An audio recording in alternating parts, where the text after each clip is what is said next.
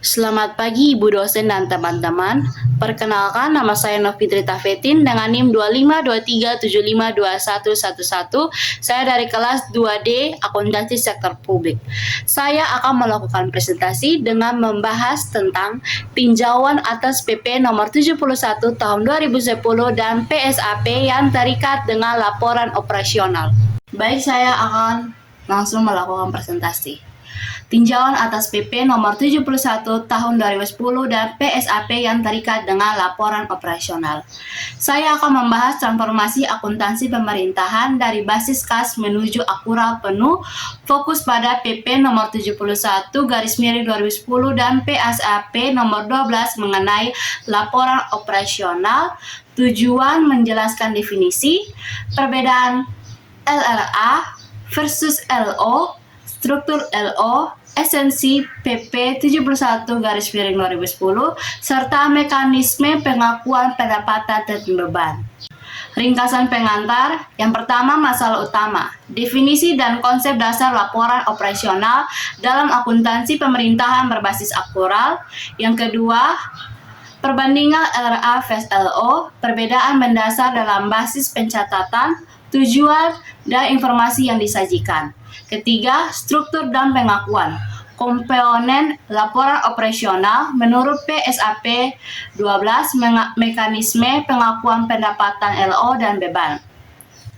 Yang berikut esensi PP 71 tahun 2010. Peran PP nomor 71 tahun 2010 dalam mendorong transparansi, akuntabilitas, dan kesesuaian dengan praktik internasional.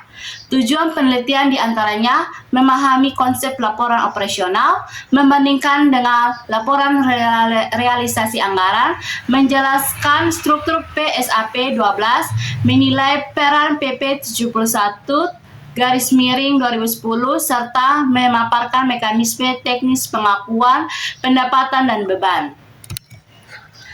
Latar belakang, transformasi sistem akuntansi pemerintahan di Indonesia dimulai dengan diterbitkannya PP nomor 71 tahun 2010 tentang standar akuntansi pemerintahan atau SAP yang mengubah basis pencatatan dari kas menuju akrual menjadi akrual penuh. Salah satu inovasi penting dalam SAP berbasis akrual adalah laporan operasional yang diatur dalam PSAP nomor 12. LO hadir untuk melengkapi keterbatasan laporan realisasi anggaran yang hanya berfokus pada arus kas dan realisasi anggaran. Melalui laporan operasional, pemerintahan dapat menyajikan informasi mengenai pendapatan, beban, surplus, atau defisit operasional secara lebih akurat. Dengan demikian, LO menjadi instrumen penting dalam meningkatkan transparansi, akuntabilitas, serta evaluasi kinerja ekonomi pemerintah secara efektif dan terpercaya.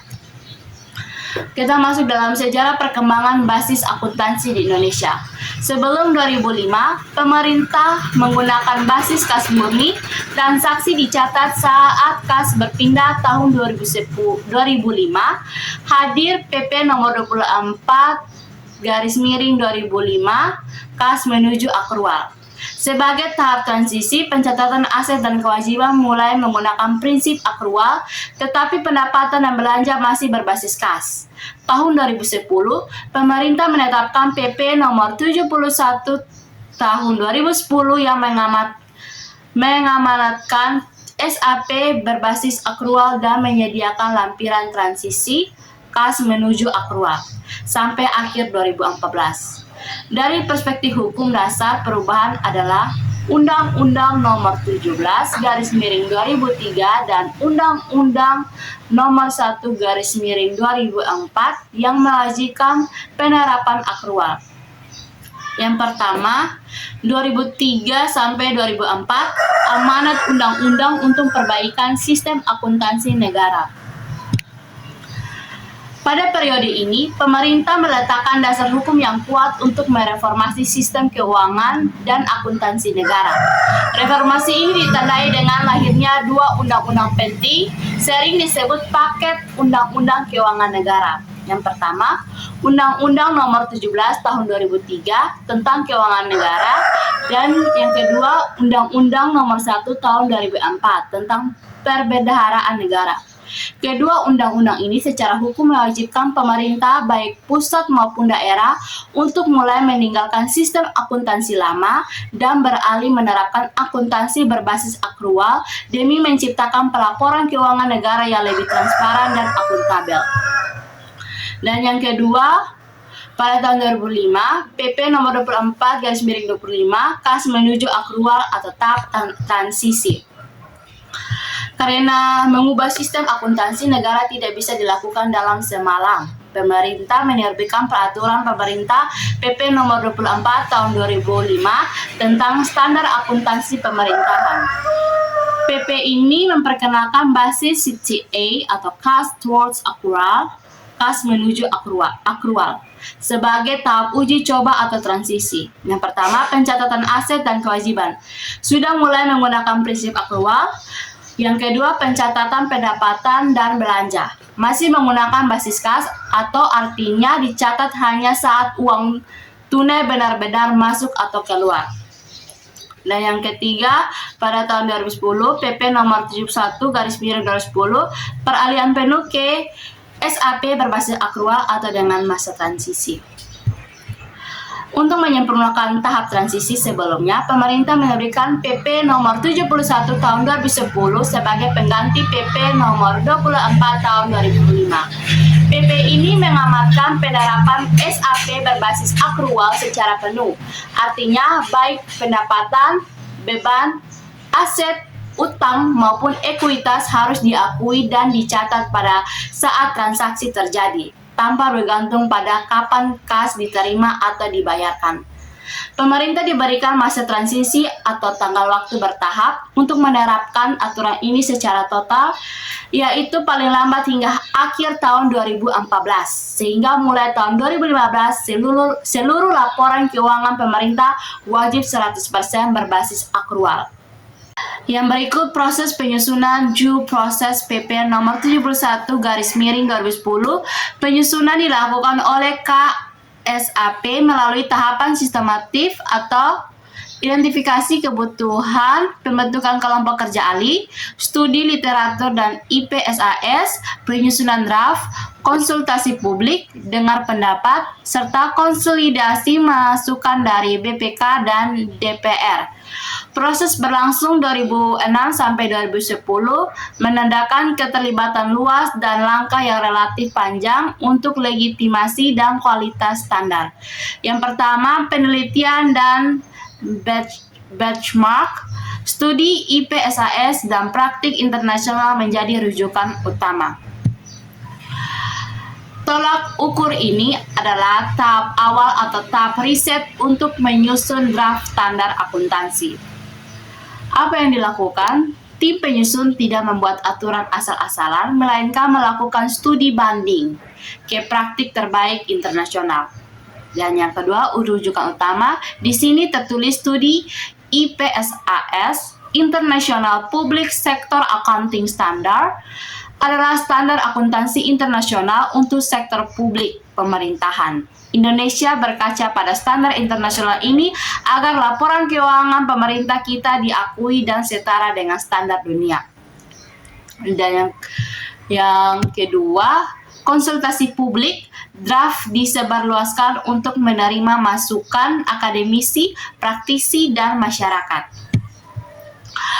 Public hearing, setelah draft awal selesai dibuat berdasarkan riset, draft tersebut tidak langsung disahkan, melainkan disebarluaskan kepada masyarakat luas. Yang dilakukan pemerintah meminta masukan, kritik dan saran dari berbagai pihak seperti akademisi, yaitu dosen atau pakar akuntansi, praktisi yaitu auditor atau akuntan pemerintah, dan masyarakat. Tujuannya untuk memastikan bahwa aturan yang dirancang memang bisa diterapkan di lapangan dan tidak menimbulkan masalah baru saat dipraktikkan. Dan yang terakhir, institutional review, konsultasi akhir dengan BPK dan DPR sebelum pengesahan. Ini Tinjauan lembaga ini adalah tahap akhir atau penyelarasan dengan lembaga-lembaga tinggi negara sebelum standar tersebut resmi ditandatangani oleh Presiden. Yang dilakukan pemerintah melakukan konsultasi akhir dengan dua lembaga krusial. Yang pertama BPK atau Badan Pemeriksa Keuangan selaku lembaga yang nanti bertugas mengaudit laporan keuangan pemerintah. BPK harus memastikan standar ini sudah sesuai dan bisa diperiksa. Yang kedua DPR, Dewan Perwakilan Rakyat, selaku perwakilan rakyat yang memegang kekuasaan legislatif dan anggaran.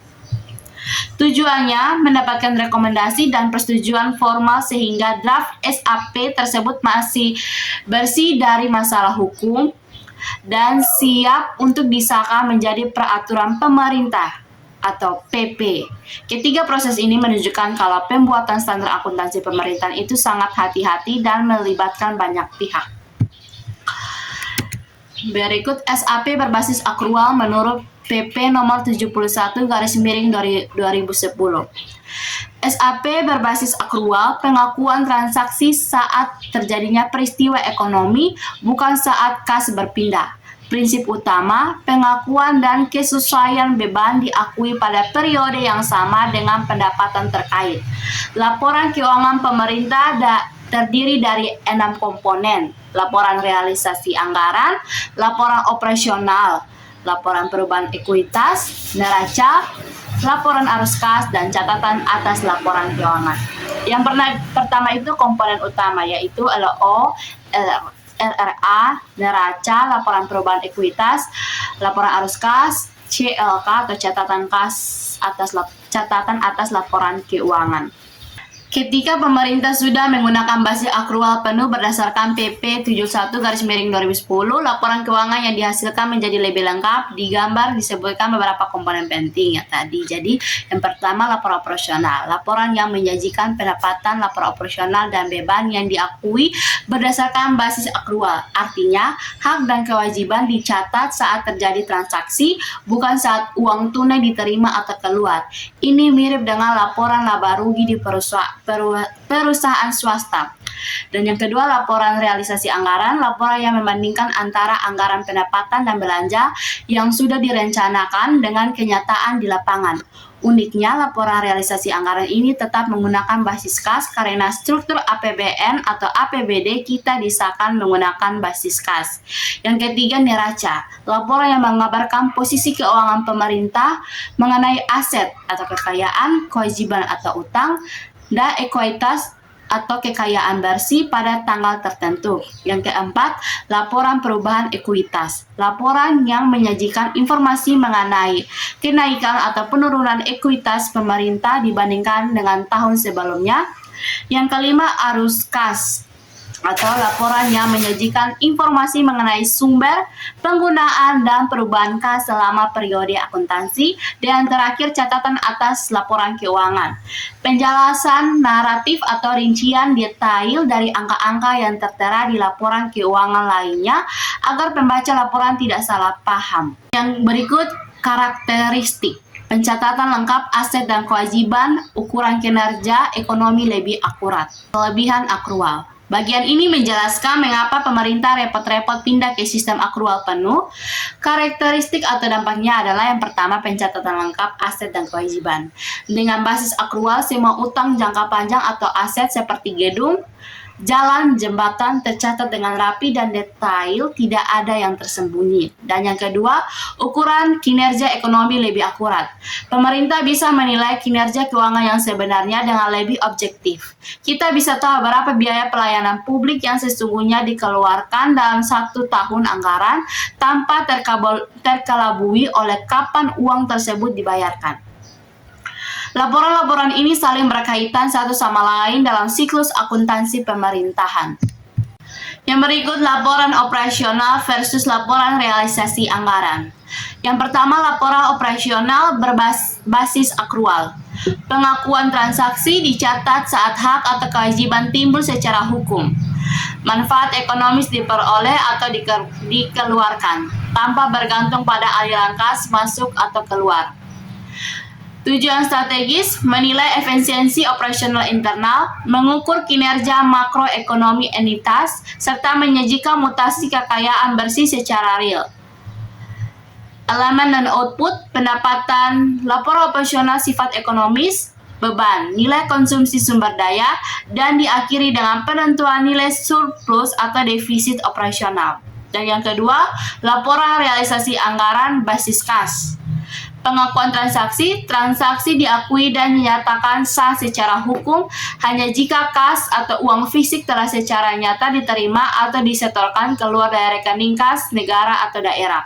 Tujuan strategis mengukur kepatuhan hukum legal compliance atas realisasi belanja dan menguji kesesuaian eksekusi dana dengan otoritas Pagub Anggaran atau APBN dan APBD. Elemen dan output, pendapatan LRA, klasifikasi anggaran, belanja, transfer, pembiayaan, serta diakhiri dengan penentuan sisa lebih kurang dana anggaran, yaitu SILPA atau SPA. Hubungan integratif, saling melengkapi.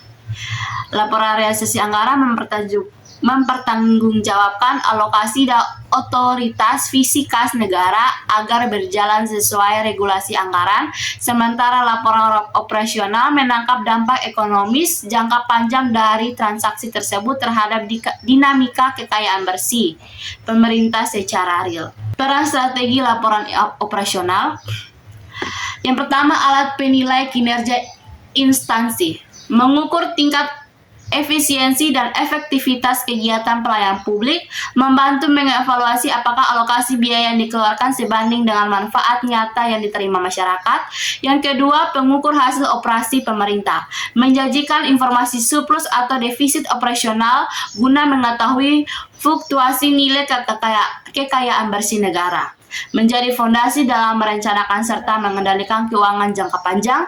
Yang ketiga, pengungkapan biaya real layanan publik, menyajikan harga pokok sesungguhnya true cost dari suatu jasa atau produk publik, membantu pemerintah dalam menyusun formulasi tarif retribusi yang adil dan proporsional.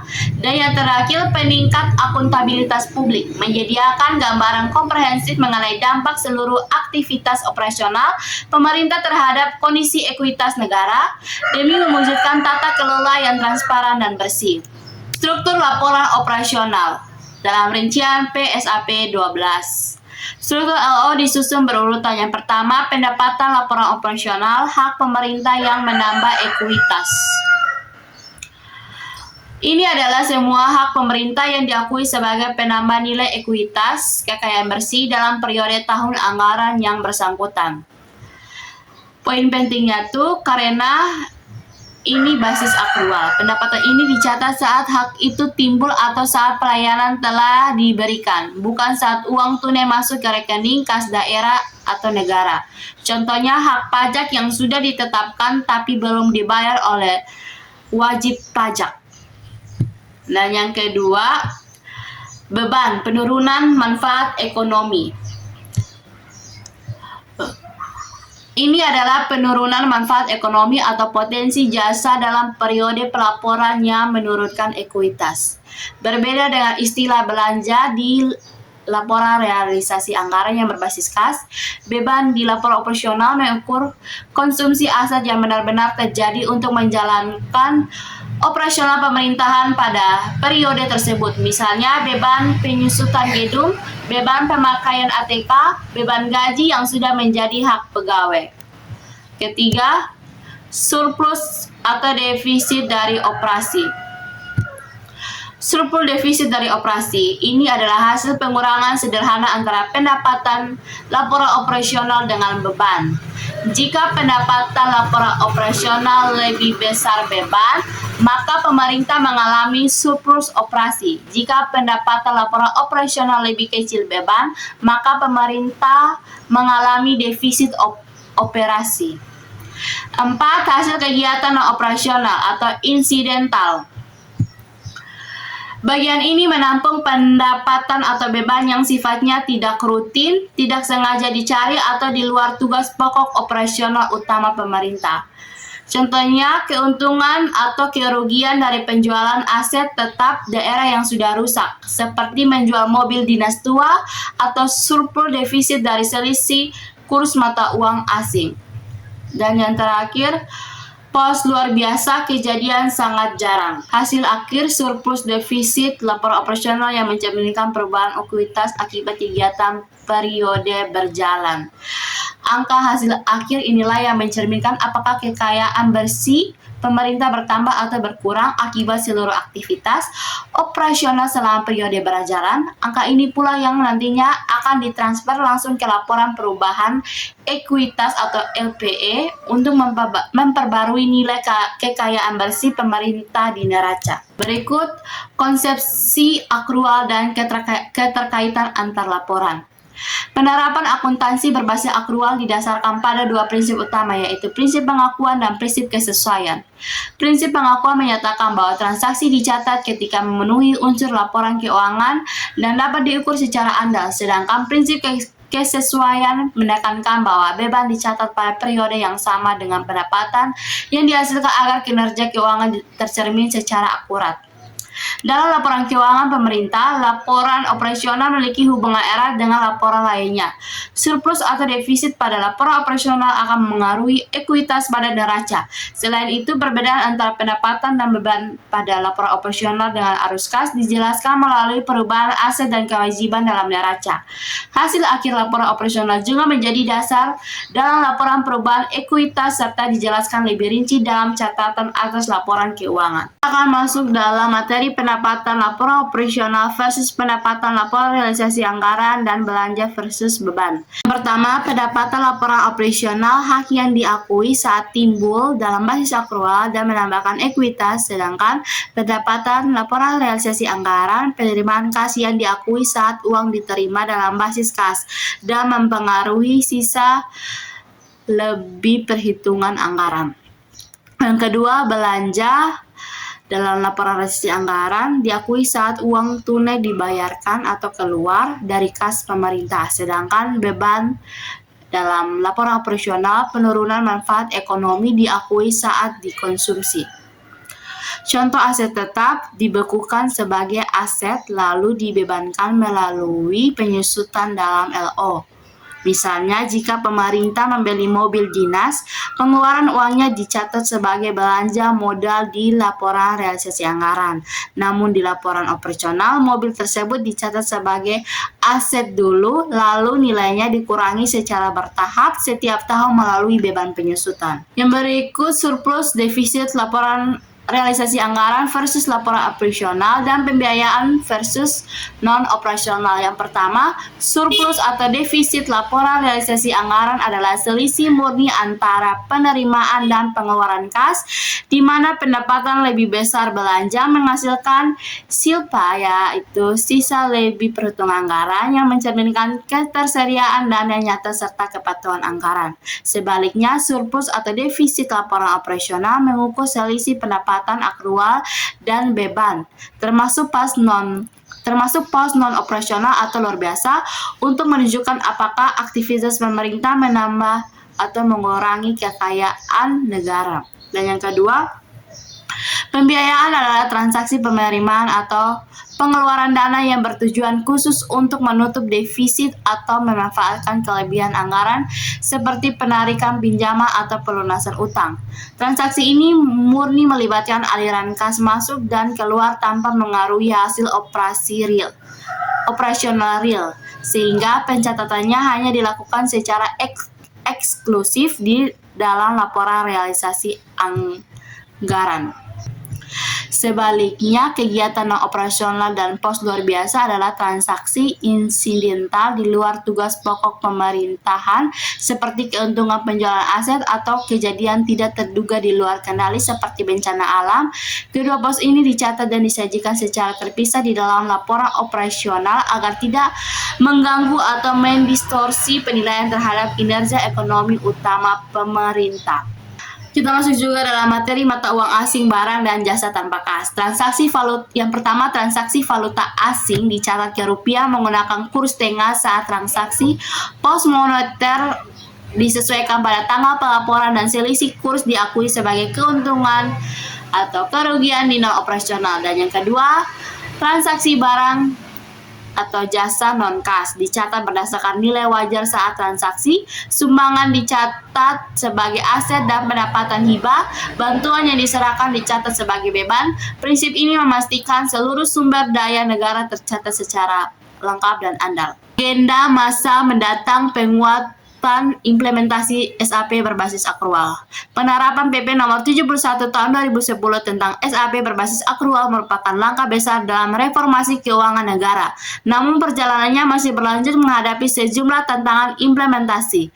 Untuk memastikan keberhasilan jangka panjang, diperlukan komitmen berkelanjutan dari seluruh entitas pemerintah dalam menyempurnakan aspek regulasi, kapasitas teknis, infrastruktur hingga penyelarasan standar di tingkat global. Yang pertama, penyempurnaan regulasi dan standarisasi teknis.